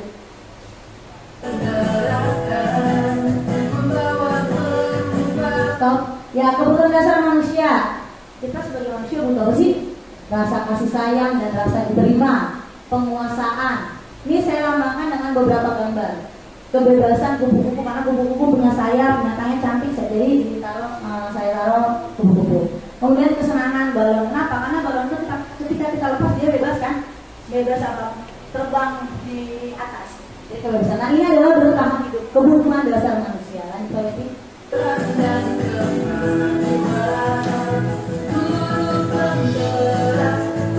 Oke, stop. Nah, ini materinya. Kita sudah di 2 akhir materi, yaitu yang pembelajaran 5 posisi kontrol. Lanjut Pak Yopi, kita sudah masuk ke dalam materi yang kedua. 5 posisi kontrol yang tadi saya katakan di awal. Kita sebagai apa sebagai guru? Apakah kita sebagai penghukum, pembuat orang merasa bersalah, teman, pemantau, atau manajer? Nah, yang mana sih yang baik kita sebagai guru seharusnya? Ini yang penting di sini. Jika kita motivasinya guru bermudi, jika kita penghukum, menghardik atau menunjuk-nunjuk, menyakiti, menyindir, itu kalau kita sebagai penghukum. Jika kita sebagai membuat murid sebagai orang yang bersalah, berceramah dan mengatakan seharusnya ibu kecewa sama kamu, bapak kecewa sama kamu, ternyata kita sebagai guru yang membuat si murid merasa bersalah. Yang ketiga, sebagai teman, bagus jadi sebagai teman, membuatkan alasan-alasan untuk muridnya. Sebagai teman baik, tapi ternyata sebagai teman ini kurang mampu, kurang juga di dalam diri kita ya, membuatkan alasan-alasan untuk muridnya. Selanjutnya, pemantau, menghitung atau dan mengukur. Sedangkan manajer itu menghargai diri sendiri, mengajukan pertanyaan-pertanyaan. Misalnya haknya memberontak, menyalahkan orang lain atau berbohong. Jika kita menghukum, jika kita guru membuat rasa bersalah, menyembunyikan atau menyangkal dan berbohong. Kemudian identitas ini berhasil atau sukses kalau kita guru sebagai teman, ketergantungan. Merasa nggak Bapak Ibu? Kalau anak merasa bebas, merasa kita teman, yang kadang-kadang dia suka-sukanya, seenaknya aja, gitu. Ya, kemudian ada guru sebagai pemantau, menyelesaikan diri, merasa diawasi. Sedangkan kita, jika kita sebagai manajer, kita menguatkan diri kita pribadi. Lanjut Pak Yati. Ini ada 5 tadi. Stop. Pertanyaannya, saya kecewa sekali dengan kamu. Ini ya Bapak Ibu. Kalau kita sebagai guru yang membuat rasa bersalah, ibu kecewa sekali sama kamu. Itu berarti kita adalah guru sebagai pembuat rasa bersalah. Kamu tidak benar melakukannya, kita sebagai guru penghukum. Kamu tuh gak benar. Ternyata kita itu sebagai kategori guru penghukum. Apa kamu mau mendapatkan stiker bintang hari ini? Ternyata kita guru sebagai pemantau. Siapa nih murid yang selesai? Yang selesai dapat bintang, yang enggak. Berarti kita sebagai guru pemantau. Kalau kita sebagai manajer, bagaimana kamu bisa menyelesaikan masalah hari ini? Kita kembalikan lagi ke anak. Berarti kita sudah menjadi guru yang sebagai manajer. Atau kita guru memulai kamu selalu yang paling terakhir, itu juga guru sebagai penghukum. Nah, dari kelima kontrol tadi, sudah di manakah kita? Apakah kita sebagai teman, penghukum, pembuat rasa bersalah, pemantau, atau kita sudah di paling atas, sudah sebagai manajer? Salah satu nih, tidak ada di dalam diri semua itu, di dalam diri kita. Jadi kita itu salah satu jika, nah makanya ketika saya sudah masuk ke dalam pelajaran calon guru penggerak ini, ternyata saya itu di teman, penghukum, dan pemantau. Ternyata itu kurang baik juga dirasa. Sebagai teman juga kita kurang pas juga kan, seenaknya nanti gitu loh. Sebagai penghukum juga nggak baik tadi, ternyata anak merasa tanggung juga bersalah. Sebagai pemantau juga sudah jadi pemantau gitu loh. Ternyata yang paling baik adalah kita sebagai manajer. Kita akan kembali. Lanjut lagi.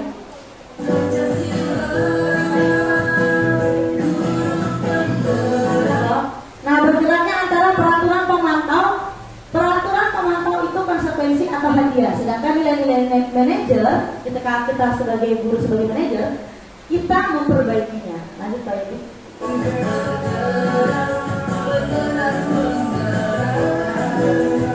Oke, stop. Nah, kita sudah masuk di materi akhir. Sudah senang ya? Sudah senang ya? Coba kita tepuk semangat dulu. Tepuk semangat.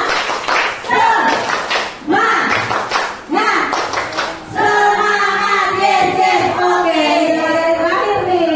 Eksplorasi konsep pembelajaran segitiga restitusi. Dari kayak ini. Siapa yang mau ya? No. Di dalam segitiga restitusi ini, jadi gini. Kalau kita menemukan ada anak yang mempunyai masalah, atau kita tahu anak itu bermasalah. Contoh masalahnya bisa macam-macam. Apakah dia bolos? Masalah itu dari kesepakatan kelas yang kita buat, tapi dia tidak mengakuinya gitu loh. Berarti kan jatuhnya ke konsekuensi ya. Suara saya terdengar ya Bapak Ibu? Nah, nggak bisa. Nah, di sini ada yang namanya menstabilkan identitas. Setiap orang pasti pernah melakukan kesalahan. Kamu bukan satu-satunya yang pernah melakukan ini. Itu kita sedang ada di dalam segitiga restitusi. Mungkin kita semua sudah melakukannya, cuma nggak tahu tahapan-tahapannya nih Bapak Ibu. Ternyata kita di tahapan pertama menstabilkan identitas. Kemudian kita masuk ke dalam validasi kebutuhan. Adakah cara lain efektif mendapatkan apa yang kamu butuhkan? Itu kan merujuk lagi ke dalam kesepakatan kelas. Ya? Kamu tentu punya alasan mengapa melakukan hal itu. Kita harus tahu anak ini kenapa kesiangan. Karena proses dia dari rumah ke sekolah kan pasti panjang ya. Atau kenapa dia bolos sekolah gitu loh. Lanjut lagi ke menanyakan keyakinan. Disinilah nilai-nilai apa yang telah kita sepakati. Kamu ingin menjadi orang seperti apa? Kita kembalikan lagi ke murid. Jadi dapatlah nanti konsekuensi. Dari sinilah segitiga restitusi. Lanjut lagi.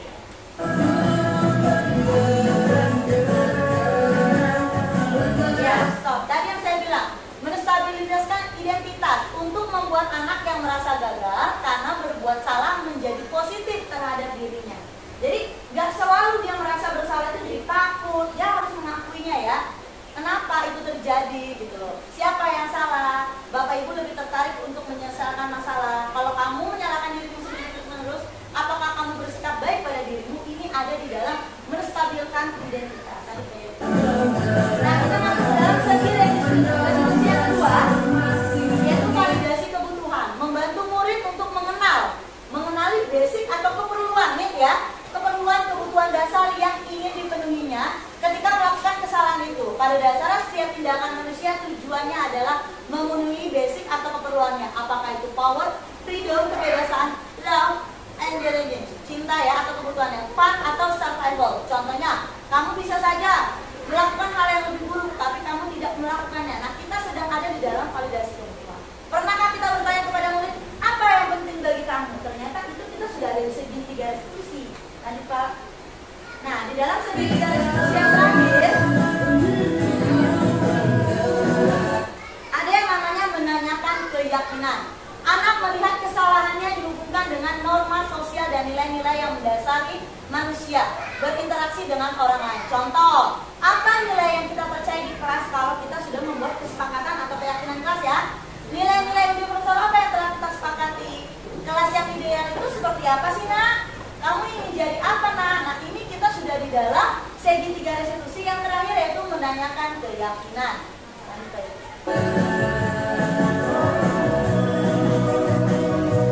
Ya, intervensi 30 detik seperti ini ya. Kamu ingin berbuat baik, apakah saat ini kamu sudah menjadi orang yang sedang kamu inginkan?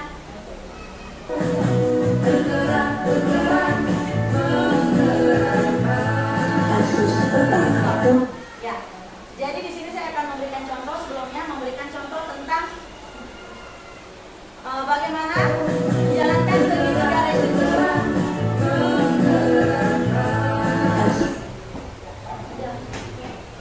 Terus pertama, udah berarti kita di rumah dulunya yang jaraknya dekat dengan sekolah. Ternyata sepeda sekolah Huda masih basah akibat baru dicuci.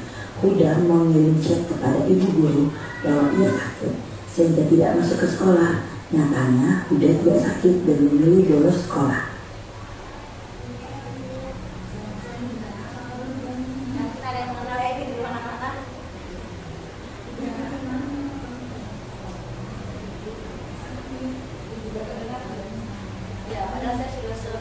mungkin waktu itu membuat video ini. Ya, ini adalah murid saya yang baru ke sekolah. Nah, di tahap ini saya sedang melakukan menstabilkan identitas.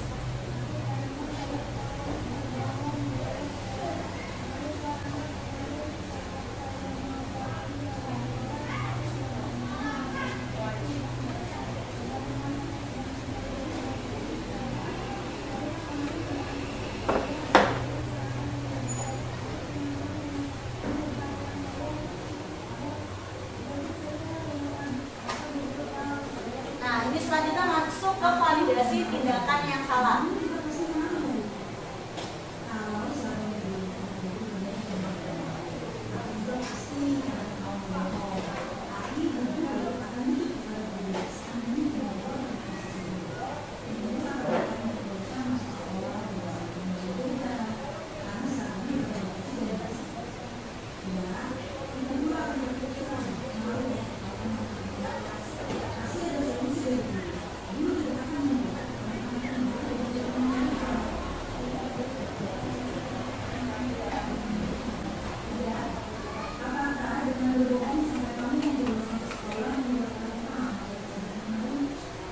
Selanjutnya yang terakhir menanyakan keyakinan.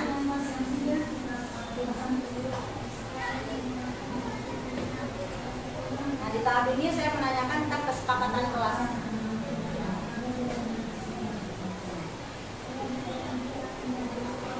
Akhirnya anak itu sendiri yang menyadari dari dalam dirinya, jadi dari motivasi introspeksi anak sendiri.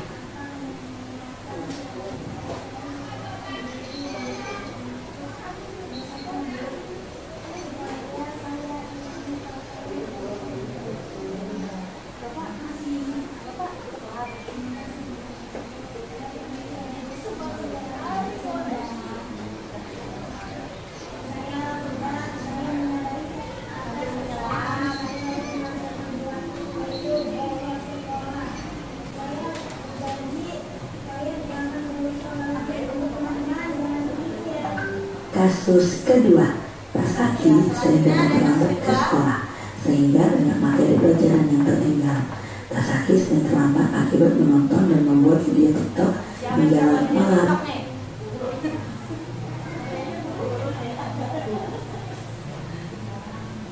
Ya, saya masuk ke dalam menstabilkan identitas.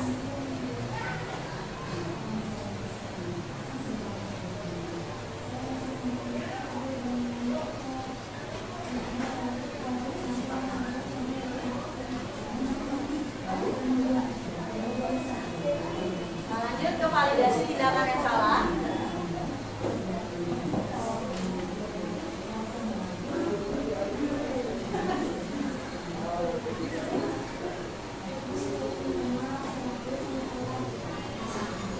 Lanjut, saya menanyakan keyakinan kelas apa kepada Tasaki.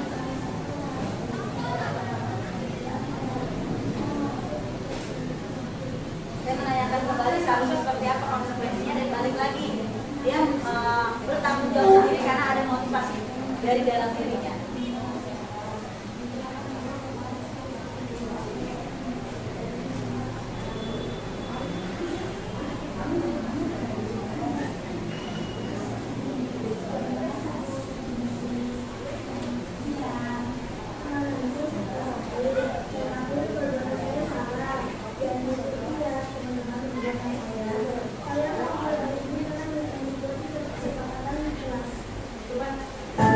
Terima kasih sudah menyaksikan.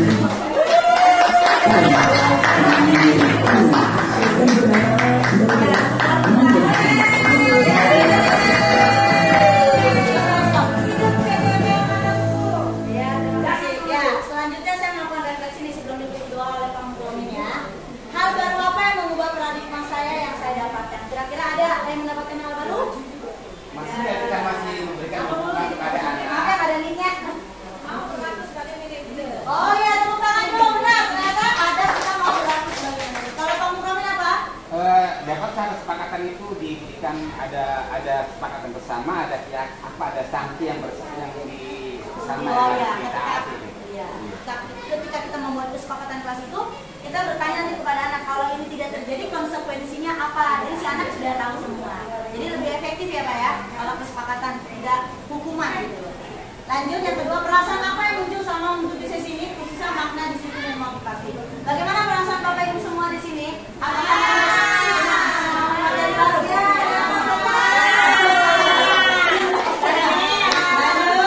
Peran Among seperti apa yang telah dilakukan selama mengikuti modul ini? Sudah pasti dalam mengikuti modul ini dapat hal-hal baru ya? Ya, modul tadi. Yang terakhir, saya mau menjadi Amongnya seperti apa? Tadi Bu Supri sudah menjawab, saya mau jadi guru yang menjadi seperti manajer. Apakah kita semua di sini mau menjadi seperti guru yang manajer? Mau.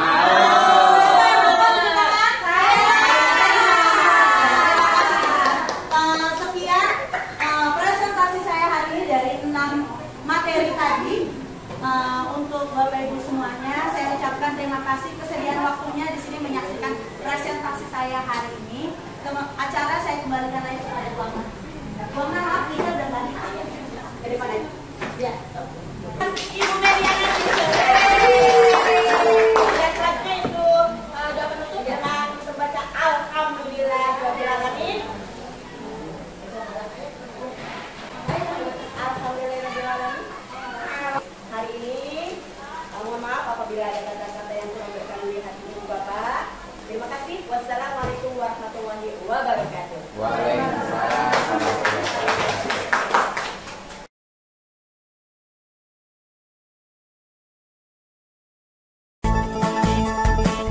Jadi guru harus bisa tunjukkan sebuah prakarsa, memberikan gagasan, menjalan bermakna. Jangan karena ada apa, coba beri yang kita punya, agar manfaatnya dirasakan bersama.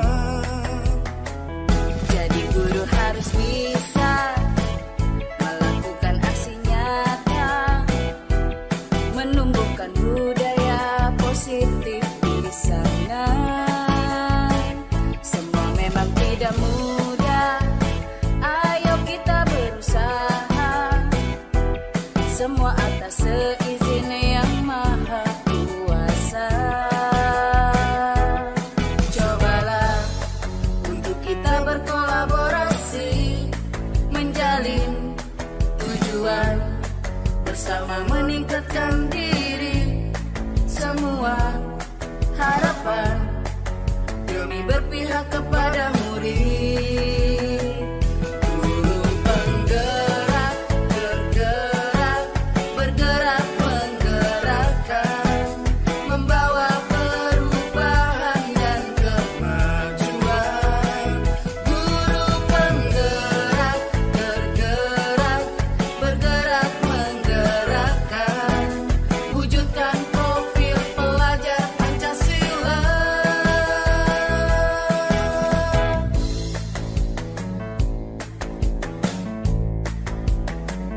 Jadi guru harus bisa tunjukkan sebuah prakarsa, memberikan gagasan mendalam bermakna.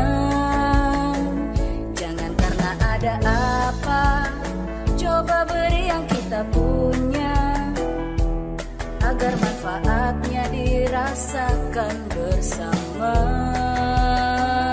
Jadi guru harus bisa melakukan aksi nyata, menumbuhkan budaya positif di sana. Semua memang tidak mudah, ayo kita berusaha. Semua atas seizin yang maha kuasa. Cobalah untuk kita berkolaborasi, menjalin tujuan bersama, meningkatkan diri. Semua harapan demi berpihak kepada murid. Guru penggerak, bergerak. Ya, anak-anak, selamat siang. Siang, Bu. Ya, terima kasih kelas 6A. Hari ini Bu Guru mau membuat keyakinan kelas bersama kalian ya. Keyakinan kelas itu apa? Sama seperti kesepakatan kelas. Kalian mau bagaimana di kelas 6A ini? Misalnya contohnya nih, Bu Guru memberikan contoh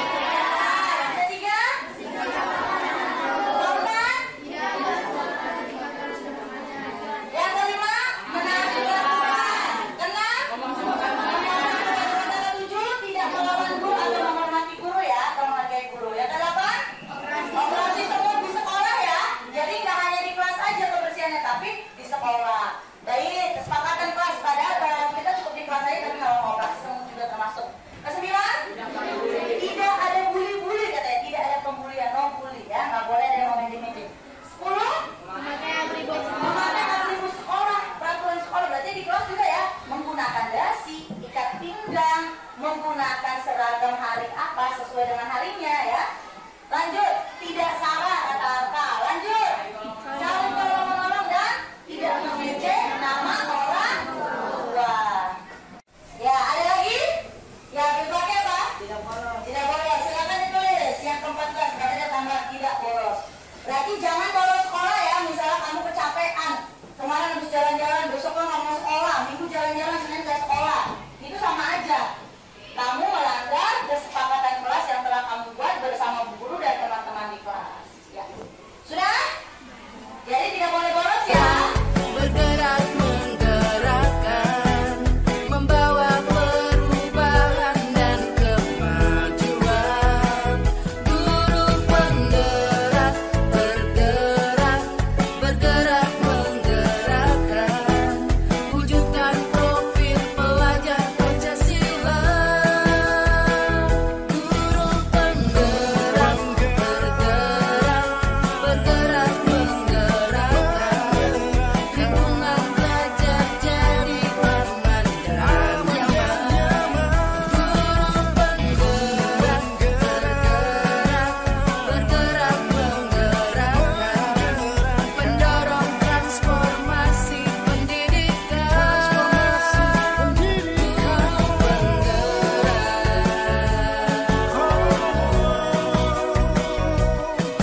penggerak, bergerak, menggerakkan.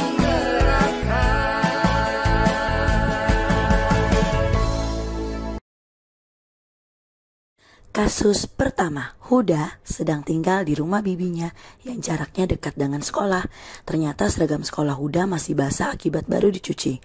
Huda mengirim chat kepada ibu guru bahwa ia sakit sehingga tidak masuk ke sekolah. Nyatanya Huda tidak sakit dan memilih bolos sekolah. Selamat siang, Bu. Selamat siang Huda, apa kabar Huda hari ini? Baik, Bu. Terima kasih. Puji Tuhan baik. Huda, kemarin kenapa kamu tidak masuk sekolah? Kamu chat ibu guru katanya sakit. Ibu guru telepon ayahmu menanyakan keadaan kamu. Ayahmu katakan kamu menginap di rumah bibimu agar ke sekolah tidak telat karena jarak rumah bibimu ke sekolah tidak terlalu jauh. Ada apa ya sebenarnya? Saya malu, Bu, dan takut. Kenapa malu dan takut? Takut karena saya ketahuan berbohong bolos sekolah.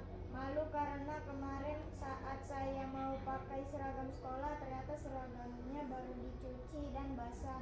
Karena saya sedang tinggal di rumah bibi saya malu datang ke sekolah dengan seragam yang berbeda. Nanti teman-teman menertawakan saya dan jadi saya WA. Ternyata Bu Guru tahu saya sedang berbohong.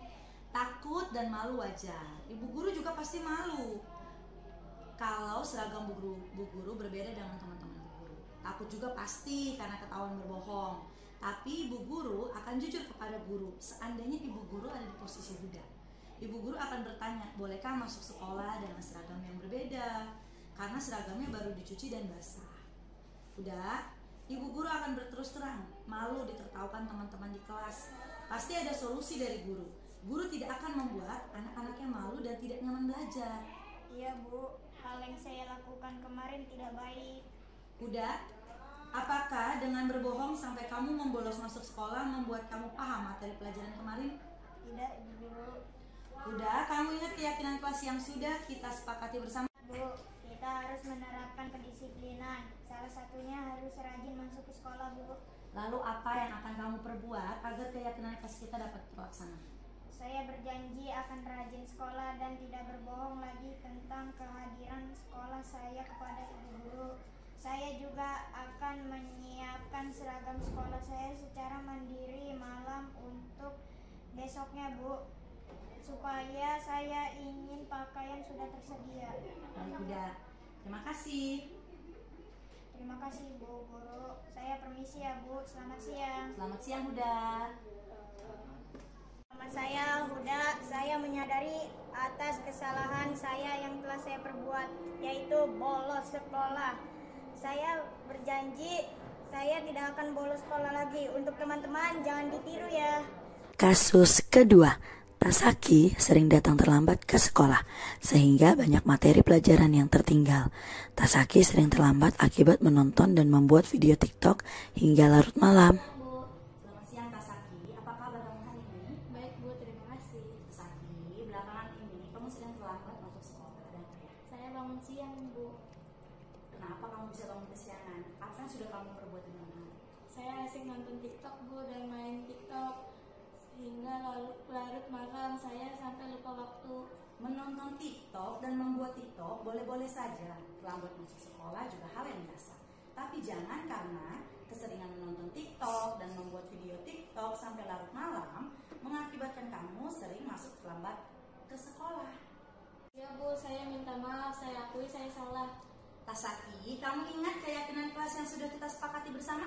Ingat, Bu, kita harus menerapkan kedisiplinan. Salah satu harus rajin sekolah dan atau hadir tepat waktu.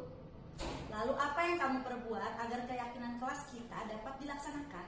Saya berjanji tidak akan menonton TikTok dan membuat video TikTok hingga larut malam. Juga akan masuk sekolah tepat waktu, Bu, agar dapat mengikuti pelajaran dengan baik. Bagus, Tasaki. Kamu memang murid Bu Guru yang bisa diandalkan. Terima kasih, Tasaki. Terima kasih, Bu. Saya permisi. Selamat siang. Selamat siang. Teman, nama saya Tasaki. Saya akui perbuatan saya salah. Jangan diikuti ya teman-teman perbuatan saya. Saya akan memperbaikinya dengan mengikuti kesepakatan kelas. Terima kasih sudah menyaksikan video ini. Salam guru penggerak, tergerak, bergerak, menggerakkan. Memberikan gagasan. Guru penggerak, tergerak, bergerak, menggerakkan.